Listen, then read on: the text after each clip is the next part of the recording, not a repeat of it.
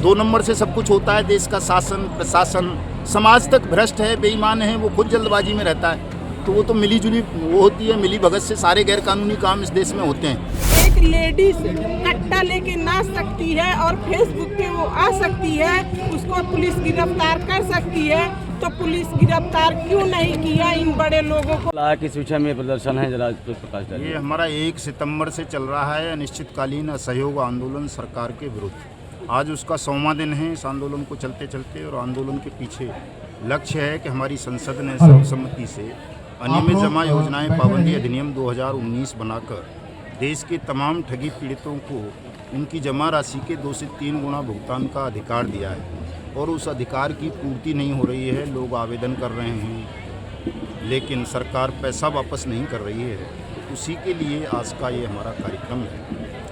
इस तरह के धरना प्रदर्शन करते आ रहे हैं, लेकिन आज विशेष तौर पर LUCC के मामले में आप आए हैं, उस पर जरा क्या कहना चाहेंगे, ये बताएं। देखिए, LUCC भी पोंजी स्कीम चलाने वाली ही कंपनी थी या सोसाइटी थी, दोनों तीनों चीज़ें थी, 7-8 चीज़ें थी उसकी। सोसाइटी भी थी, कंपनी भी थी, निधि भी थी। LUCC के मामले में मैं ये कहना चाहूँगा तमाम साथियों से कि देखिए, जब चोट लगती है ना तो कई दिन बड़ा दर्द होता है। LUCC का मामला बहुत ताज़ा है, इसलिए ज़्यादा बेचैनी है उसमें। नहीं तो LUCC से भी ज़्यादा बड़े बड़े प्रकरण हमारे देश में अभी पेंडिंग पड़े हैं। सहारा जैसा प्रकरण पेंडिंग पड़ा है, PACL जैसा पड़ा है। तो LUCC के साथियों को थोड़ा धैर्य रखना चाहिए और अपनी ताकत लगानी चाहिए। चूँकि ताज़ा जख्म है तो ताज़ा जख्म वाला ज़्यादा उपचार करवाता है, तो अगर ठीक से ताकत लगा देंगे LUCC के साथी तो ये काम बहुत जल्दी हो जाएगा, सबका पैसा मिल जाएगा। क्योंकि पहले कानून नहीं था कोई देश में इस तरह का भुगतान का। अब भुगतान की गारंटी का कानून है, तो उस कानून का प्रयोग करें तमाम साथी और इस लड़ाई को तेज करें, सबका पैसा हो जाएगा, परेशान कोई ना हो। काफ़ी दिनों से आप लोग यहाँ धरना पर बैठे रहे हैं, इतने दिन में कौन सा अधिकारी आपसे आकर के मिला और किसने आपका ज्ञापन रिसीव किया, क्या सुनवाई की? अधिकारी तो आज आपको लग रहा है कि वो आएंगे? नहीं, अभी वो आए थे SI साहब, वो बता के गए हैं जी किसको बुला के लाना है, लेके आएंगे। ऐसा नहीं है, मैं जहाँ भी जाता हूँ वहाँ आता है, और ये कोई हमारी उसकी बात भी नहीं है कलंगी की। नहीं आएगा हम उसके ऑफिस में चल देंगे, हमारी कौन सी टोपी उतरी जा रही है? हम प्रधानमंत्री लग रहे हैं साहब, हम क्यों जाएं? जनता है, आम जनता है, जाएंगे हम। नहीं, आपने यहाँ से लेकर के सवाल ये है कि LUCC के जो निवेशक हैं, निवेशक अपने एजेंटों से पैसा मांग रहे हैं। करीब 1000 करोड़ रुपए से ज़्यादा का इन्वेस्टमेंट हुआ। ऐसे निवेशकों को, ऐसे एजेंटों को प्रशासन द्वारा टार्चर किया जा रहा है। उसको लेकर के क्या प्रशासन के का रुख क्या है? प्रशासन से आप लोगों की क्या बात की? इन एजेंटों को बचाने के लिए आप क्या कर रहे हैं? कोई ऐसा कुछ है? हाँ, बिल्कुल है। एजेंट तो विश्वसनीयता के आधार पर इस कंपनी में आया। देखिए, ऐसा संगठन मत का कहिए, मतलब तो यही है ना कि आप ऐसा मत कहिए कि विश्वसनीयता के आधार पर आया था। एजेंट जल्दबाजी के आधार पर आया था। मैं खुद बता रहा था ना अभी अपने भाषण में कि 2019 से मैं लगातार मना कर रहा हूँ, मत करो काम, नहीं माने लोग। मुझे मालूम था कि भाई ये गैरकानूनी है, मैंने बताया लोगों को गैरकानूनी है। एजेंट अपॉइंट ही नहीं कर सकती हो, जमा योजनाएं आम जनता का धन ले ही नहीं सकती, लेकिन आप लोग काम करते रहे। और अब कानून आ गया है, फांसी का कानून है, अब तो पता है आपको। अब इसमें ये डायरेक्टर्स को तो फांसी होगी। अब इसमें तो ये बता रहे हैं कि RBI की सूची में ये सूचीबद्ध है। सूचीबद्ध है वो ठीक है, लेकिन स्कीम सूचीबद्ध नहीं है। आप समझ नहीं रहे। 2 चीज़ें हैं, एक तो कंपनी और दूसरा कंपनी की स्कीम। कंपनी सूचीबद्ध है लेकिन कंपनी की स्कीम सूचीबद्ध नहीं है, स्कीम गैरकानूनी है। मतलब LUCC के एजेंट्स को आप दोषी मानते हैं उतना ही जितना LUCC कंपनी है? मैं नहीं मानता दोषी, कानून मानता है। मैं कानून की बात कह रहा हूँ, मैं नहीं मानता हूँ। मैं अगर मानता तो मैं आता ही क्यों, मैं लड़ता क्यों एजेंट को सुरक्षा दिलाने के लिए। मैं जगह जगह जा रहा हूँ, पूरे देश में हर DM से मिल रहा हूँ, SP से मिल रहा हूँ कि भाई आप जो है प्रॉपर वेरिफिकेशन के बाद इनके खिलाफ कोई एक्शन लें। ऐसे ना लें, लोग मर रहे हैं, प्रताड़ित कर रहे हैं। मैं ये नहीं मानता। कानून कह रहा है, जो भारतीय न्याय संहिता 2023 की धारा 111 है, 107 है, उसमें लिखा हुआ है कि एजेंट भी दोषी है। पोंजी स्कीम चला रहा है तो उसमें काम कर रहा है तो इस तरह की स्कीमें चलती रही, एजेंट काम करते रहे। आप एक तरफ से कह रहे हैं कि ये कानून में नहीं आता है, तो ये कैसे संभव हो पाया कि कुछ बिना किसी सपोर्ट के अभी तक ये स्कीम चलाते रहे और काम इस तरह से होता रहा? शराब बिकती है ना देश में, कानून है ना कि शराब नहीं बिकनी तो चाहिए। अलग अलग राज्यों में अलग अलग कानून है ना, हथियार नहीं बिकने चाहिए, बिकते हैं। तो 2 नंबर से सब कुछ होता है। देश का शासन प्रशासन समाज तक भ्रष्ट है, बेईमान है, वो खुद जल्दबाजी में रहता है। तो वो तो मिली जुली वो होती है, मिली भगत से सारे गैर कानूनी काम इस देश में होते हैं।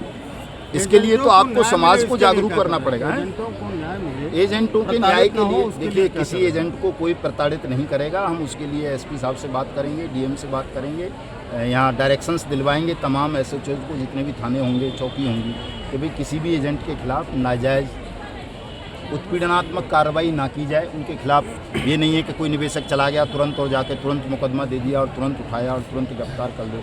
अगर एजेंट ने अपने निवेशक को प्रॉपर डॉक्यूमेंट दिए हैं, जैसे पॉलिसी हो गई या पॉलिसी बॉन्ड हो गया, पॉलिसी नंबर हो गया, पासबुक जो भी जिसका है, अगर वो दिया है और निवेशक का पैसा खुद नहीं खाया है कमीशन के अलावा, तो ऐसे एजेंट को कुछ नहीं होगा, उसको हम बचा लेंगे। हम गारंटी। वकील साहब, कैसे क्या मामला है? आप लोग इतना बड़ा धरना प्रदर्शन कर रहे हैं, क्या मामला, क्या समस्या है?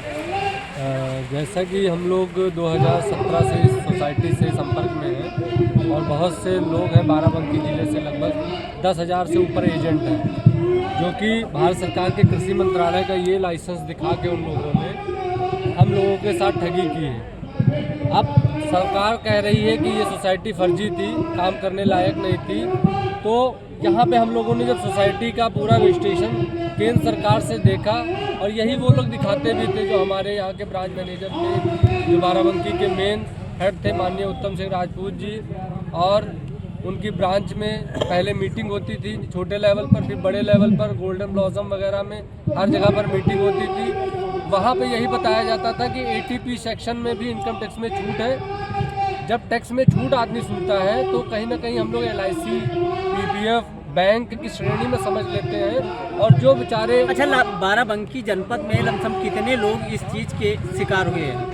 लगभग एजेंट अगर 10,000 लोग हैं तो हर एजेंट पे अगर 10 कस्टमर भी रखे जाएं तो लाखों में लोग हैं। 1 लाख से ऊपर निवेशक होंगे जो लोग अपना करोड़ों रुपए। प्रशासन अभी तक कुछ कार्रवाई किया है या नहीं किया? नहीं किया है प्रशासन अभी तक जो भी जिनके खिलाफ FIR हो रही है उनको ही उठा के अंदर कर रही है। ऊपर स्तर पर जैसे डॉक्टर RK सेठी, जो कि आप प्रोफाइल गूगल पे देखेंगे, राष्ट्रपति भवन से भी उनको सम्मानित किया गया है, उनके ऊपर भी कोई कार्रवाई नहीं हुई अभी तक। श्रेयस तलपड़े जी एक्टर हैं, अमन वर्मा जी हैं, कैप्टन मुदगल जी हैं, शबाब हुसैन रिजवी जी हैं, समीर अग्रवाल जी हैं, उनके आलोकनाथ जी जो प्रचारक थे इसके, श्रेयस तलपड़े जी, उन लोगों पर अभी कोई कार्रवाई नहीं हुई है।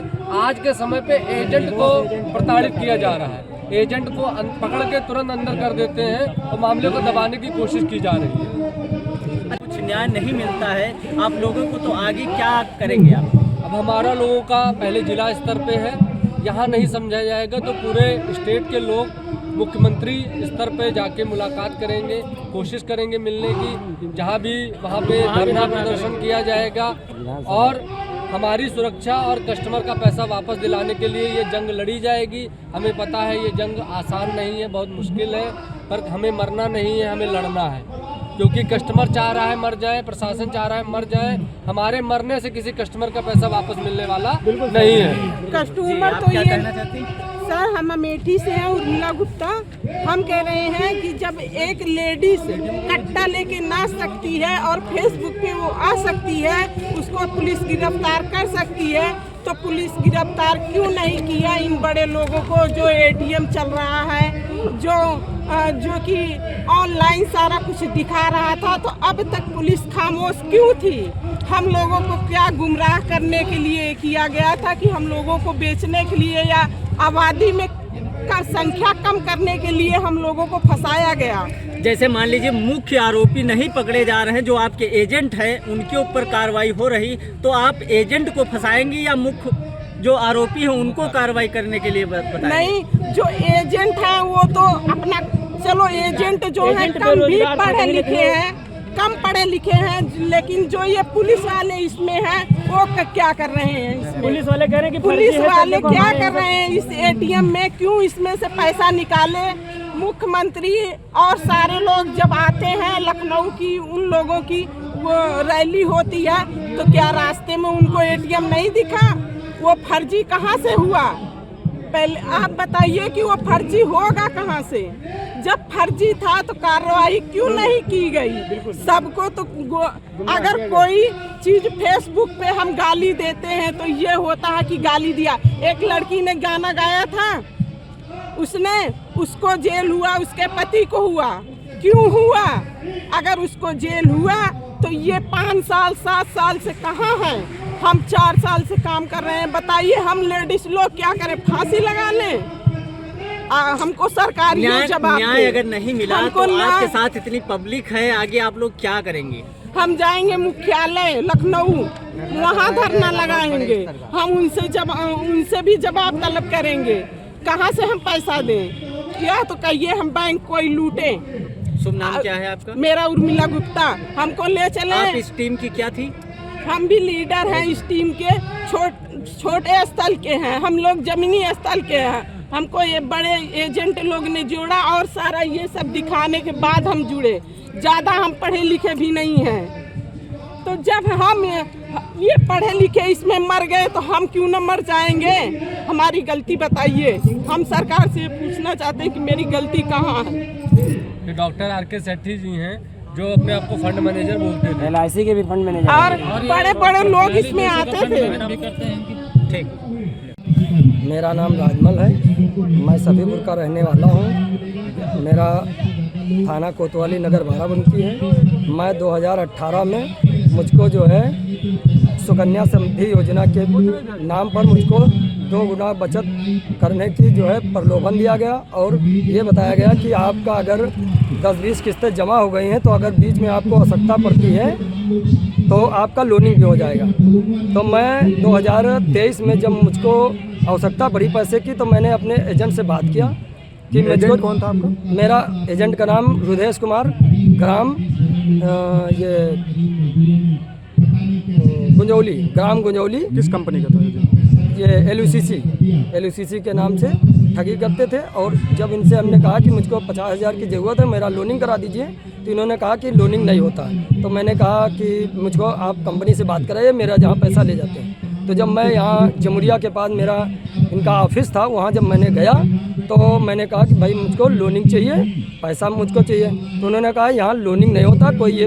तो मैंने कहा क्यों? तो कहने क्या कोई बैंक नहीं है? तो मैंने कहा क्या है? तो कहने कि ये सोसाइटी है। तो मैंने कहा सोसाइटी है तो मैंने जो 77 किस्तें मैंने जमा की है 1,05,000 रुपया, तो उसका मुझको डाटा मतलब जो है वो चाहिए, हाँ बायोडाटा चाहिए। तो उन्होंने कहा कि यहाँ बायोडाटा कोई नहीं है, आपका जो पैसा जमा हुआ आपके पासबुक पे चढ़ा हुआ है। तो मैंने कहा कि अगर मान लीजिए किसी वक्त कहाँ से मेरी पासबुक खो जाती है या मेरा एजेंट गुजर जाए या मैं गुजर जाऊं तो मैं किसके आधार पे मैं इसकी लड़ाई लड़ सकूं जिससे मैं पैसा ले सकूं।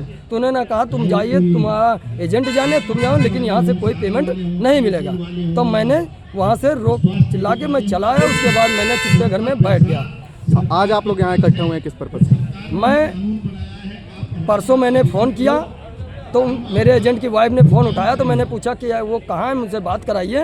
तो उन्होंने कहा कि हमको ये नहीं पता कहाँ है, लेकिन वो कहीं धरना प्रदर्शन करें। तो हमने कहा कहाँ? तो कहीं हमको ये जानकारी नहीं, क्योंकि मैं बाराबंकी रहने वाला, मुझको पता है कि जो कुछ होता है मेरे गन्ना दफ्तर में होता है। तो मैं आज अपनी मर्जी से मैं यहाँ सुनने के लिए आया कि यहाँ हो क्या रहा है और किस बात की बात होनी है।